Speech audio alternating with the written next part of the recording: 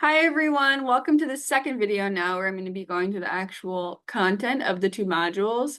So I'm going to be going through the high school one and the middle school versions, but you're going to be looking at mainly the high school slides. But anytime there's a difference between the two modules or there was extra info I thought was important, I've included some slides that have some green going across the top that I will be explaining as well. So this is just a reminder for teachers to take that climate change survey before you start teaching. I know I mentioned this in the other video, but this is just another reminder. The learning objectives for this lesson are pretty much the same between the two versions, but in high school classes, students will be creating figures with different variables, and middle school students will not. They will just, the figures will be provided to them, basically. So now for the student part of the data, I have a pre-survey link. So there's a link in the lesson plan, but also in the slides that I'm going to be showing you in a second here. It's a survey about climate change and then also perception of themselves as environmental scientists. It should take like 10 or 15 minutes-ish. So here's that slide that they'll be seeing. They can like scan it with their phone, or you can give them a link that you've uploaded to your like course page. Throughout the lesson, there are some terms. So the terms are listed on the right here. And in a note catcher document that I have created, there's a definition table at the top. So it's up to you how you want to teach these terms to them, but you can define them at the beginning so they can just write them right in that table at the beginning of that document right away. Or you can define them as you move through the module. Throughout that note catcher document, I say like, okay, now go back and define this term in your table at the top of the page. And then the last version or option is students can go to my participatory website that I've created. That's linked in the lesson plan in the PowerPoint. It's linked in a bunch of places. And I have a glossary tab. So they could just go into the website and copy those terms down like that at whatever point you prefer. And then also the terms are defined at the end of the lesson plan as well. So now we're going to get into each lesson. The lesson is, or the module is broken up into 5 lessons, but it's up to you in terms of the timing of your class periods at your school, like what works best for you. You might have to combine some. But in this first one, they're going to be introduced to participatory science through a discussion, a video. They're going to explore that website that I was just talking about. And then they're going to do an iNaturalist Seek activity. So this is just a brief overview I'll have at the beginning of every lesson in this video. And I'll be going through it more in detail in a second. So at the beginning of every lesson in the PowerPoint, you'll be seeing this triangle. So for this first lesson, you'll be seeing that orange triangle, and everything in this section of the module will be orange. Okay, so students will be going through this, thinking about who are scientists, talking to their classmate about these questions here. How would you describe a scientist? Think of 3 adjectives you would use to describe scientists. You can show them these photos of what they might think a scientist looks like stereotypically. And then they're going to watch this video of this real participatory science project that's going on, having to do with cherry tree bloom times, where students are the ones collecting data on campus. So they're going to be thinking about who is collecting the data and then thinking back to their answer about what they think a scientist is really like. And then they're going to be defining participatory and participatory science. And then they're going to be breaking off and going to this website that I've created. And I will show you that in a second here. So really quick, students will come here, read about what it means to be a participatory scientist, read about the 3 terms that it encompasses. They're going to copy that definition down. Then they'll go to this participatory science tab and read about other participatory scientists, aka students at Polaris, who so kindly allowed me to interview them and create stories about them.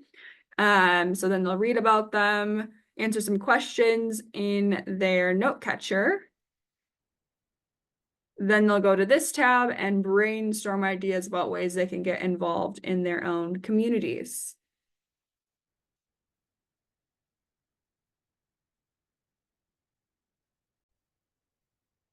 Okay, so they're going to go to the website, answer a few questions about it in their note catcher, and then the last thing that they will do in this lesson is do this iNaturalist Seek activity. So I've created this document here that guides students how to use this app.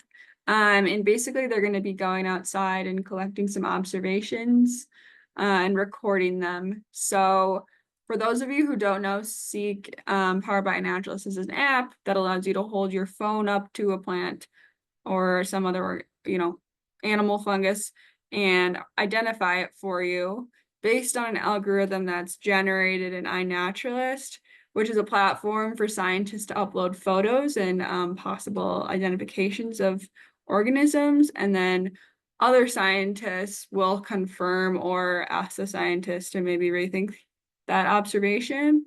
Yeah, so that's how the app works. And students can do this as a homework assignment, or they can do it in class. To just simply collect observations with the app, you don't need an account. But within that activity I wrote, there's an extension that teaches students to create an iNaturalist account and link their observations to that account. So that's just another opportunity for students if you want to do that. If you feel like you have the time for this in class and the resources, go ahead. But if you don't, you can do it as a homework assignment as well. So that concludes the end of the first lesson. So the second lesson is going to be about pollinator phenology. So there'll be some discussion, some videos of plants and bee life cycles. They're going to do this National Phenological Network activity, looking at some more participatory data. And then lastly, they will conclude with a social ecological system discussion. And there is an extension for high schoolers to learn more in depth about this stuff. And I'll explain that when we get to that point. So here is the triangle again, and we're going to be moving to that dark blue portion, pollinator phenology. So students will start out with a discussion about what causes seasons and what natural events rely on time. And then students can think about this hypothetical question: if seasons are shorter or longer, how would that affect natural events that depend on time, to get them starting to think about climate change and things like that. Then to introduce them to abiotic and biotic variables, you're going to go through as a class or in small groups, however you want to do it, and label these photos as being biotic or abiotic, because then that helps them understand phenology and how abiotic factors affect the phenological timing of events. Then to shift students' focus to plants and pollinators, we're going to get them thinking about what kind of timing they rely on, which is pollination. You're going to talk about pollination, how they help each other, rely on each other for their own reproduction, and introduce this term phenophase. So bumblebees visiting flowers, that's a phenophase. And flowers opening up their flowers is also a phenophase that they each rely on. So this is just trying to get students to think about phenophases beyond pollination, and just have them being aware that bumblebees emerging and flowers opening and closing, and they're all phenophases, just because the data set that they're going to be working with is talking about more than just pollination.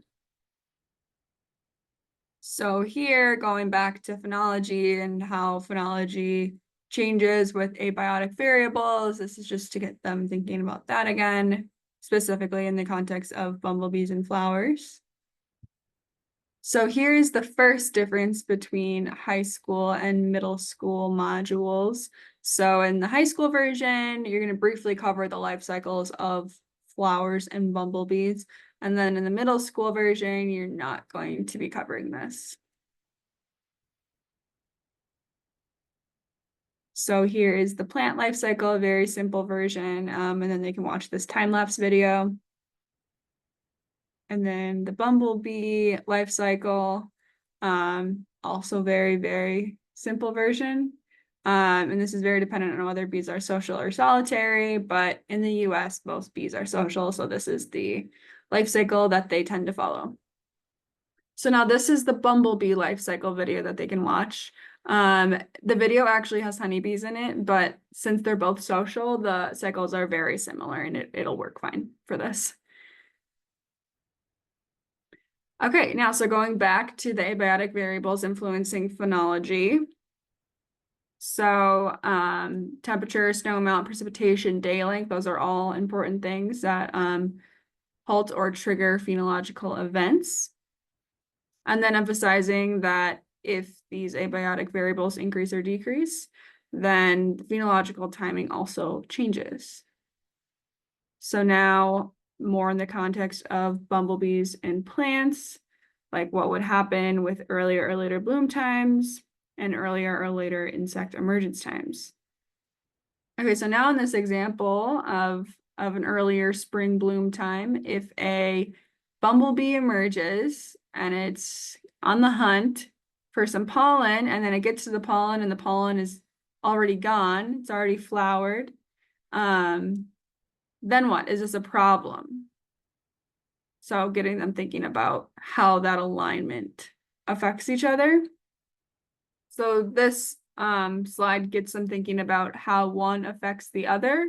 So earlier snowmelt leads to earlier floral bloom times.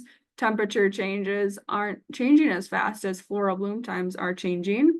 So frost is still a thing and freezing temperatures are still a thing, even if they're emerging earlier. So plants and bumblebees could be susceptible to frost damage. And then introduce this term frost tolerance and how bumblebees can pretty easily adapt to frost, but flowers, not so much. This can lead to a decreased flower size, total number of flowers produced, and a lower seed production. So if flowers are damaged, how does this affect pollination? So there's another difference now between the high school and middle school modules. And just in the high school module, you have an opportunity for advanced extension content. And so you can introduce phenological mismatches being a hypothesis and how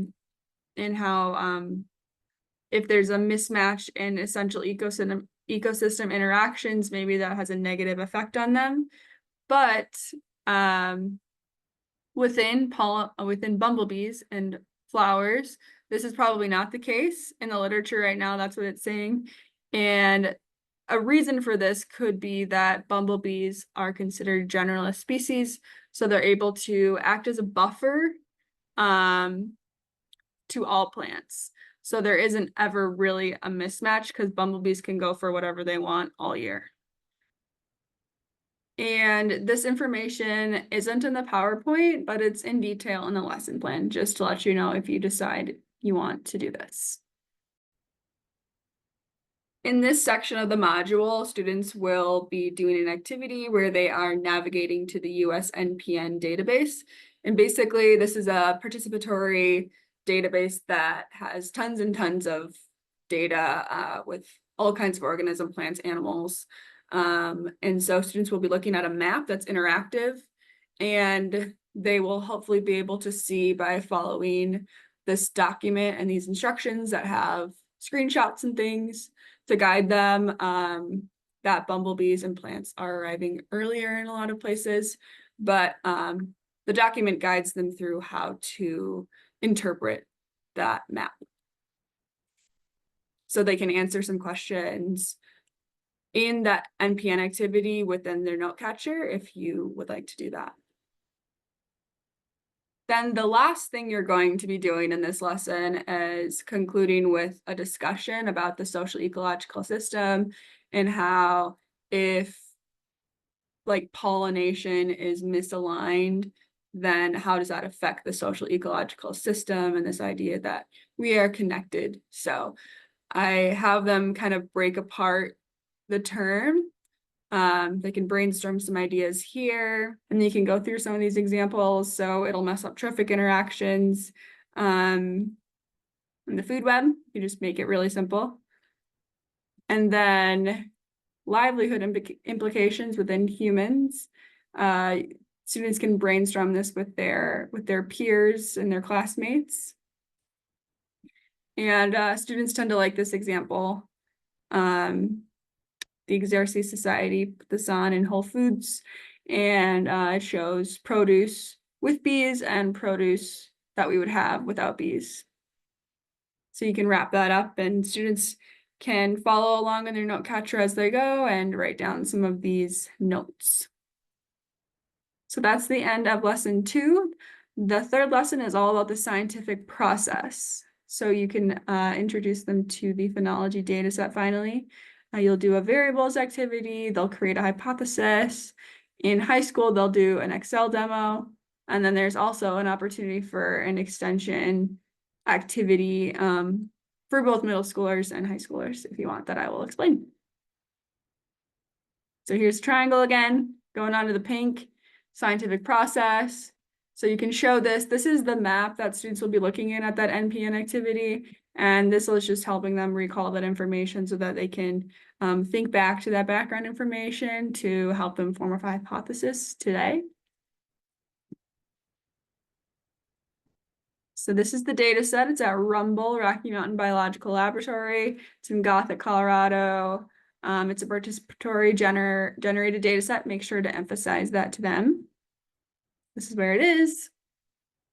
In the data set, there's 4 flowering plant species, and then we just kept bumblebees at the genus level. So this is just an introduction to the data set right now, but eventually students will be choosing what species they want to include in their phenology studies. There's one minor difference here. The middle school students won't actually be opening up the data set. Only the high schoolers will be doing that. But this will be the first time they will open it up and start getting a feel for the variables. And middle school students will be doing this too, just by being given these variable names and defining them. So you can define these as a class, or you can send them to that participatory website, whatever you prefer. You can emphasize that the Bombus occurrence data has no absence data, and that would be a limitation to a study and something maybe they want to think about when they are writing up their discussion in their project later on. You can go through this super quick. You can just review the scientific process for them and emphasize that it's nonlinear and dynamic. You can remind them what a prediction is and how that's different from a hypothesis. Then they'll be doing this activity in groups of 3 to 4, ideally the groups that they will work on a project with. So they'll choose 3 variables from the list in the note catcher. So in the note catcher, I have all of the variables, not just those biotic variables I showed you earlier. And then they can decide what kind of research questions about phenology they could answer with these variables. They can brainstorm in their group, or you can brainstorm as a class, whatever you think is easier for them. But as long as each group has a couple of research questions, I think it'll be easier for them to form a hypothesis in a couple of slides.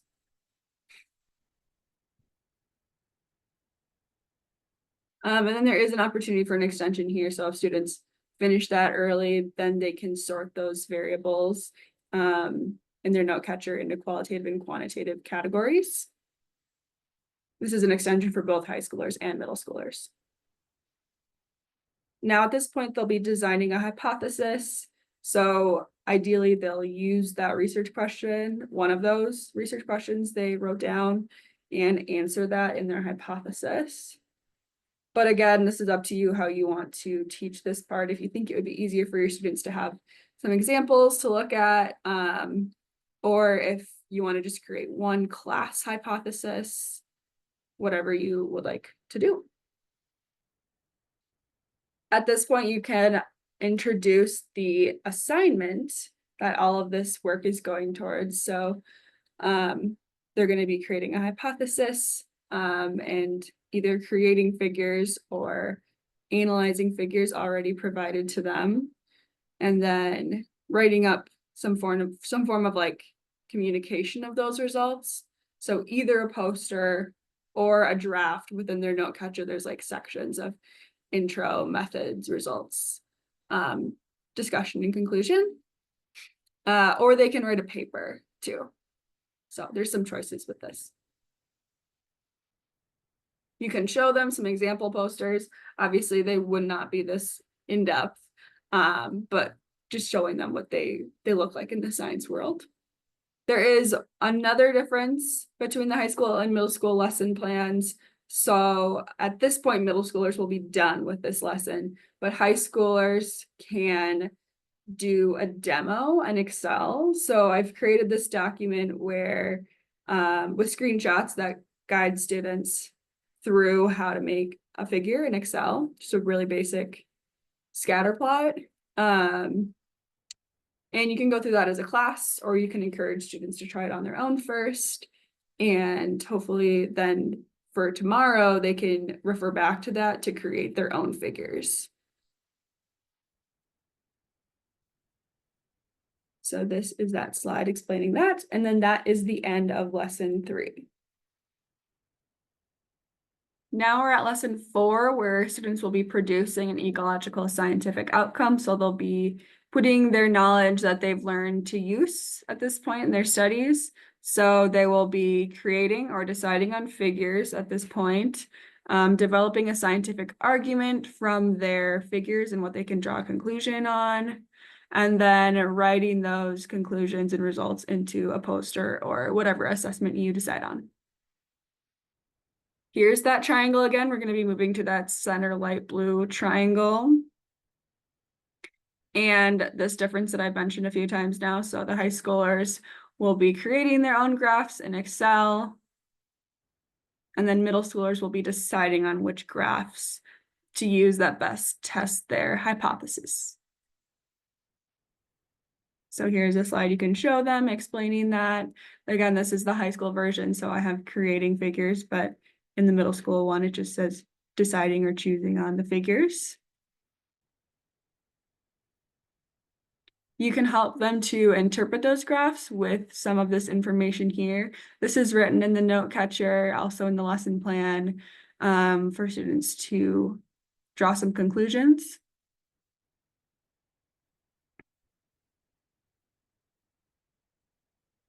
And then this is just a reminder for them to organize their findings into some kind of communication with these important sections.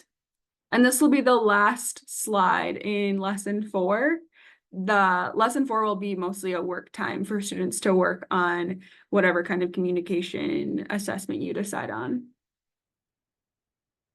And this last lesson is presentations and peer feedback. So if you would like, this isn't essential either, but having students present their studies to the class. So there'll be presentations. I've created this like peer review sheet for students to fill out as they are watching presentations. And then that's it. So at this point, students will be done with the module, and they should fill out the post survey that's also in the slides that I'll show you. Or you can like upload it to your course page. It's the same survey again, and again, it should take like 10 or 15 minutes. So here's that QR code for the post survey. And this is just a reminder to you all to please take the survey after you're done teaching the module. It will provide me with some details on how you used it, and then also give you an opportunity for feedback on the module. So thank you so much for sticking through this video and implementing this module for me. It means a lot. So please reach out if you have any questions or additional feedback. Thank you so much.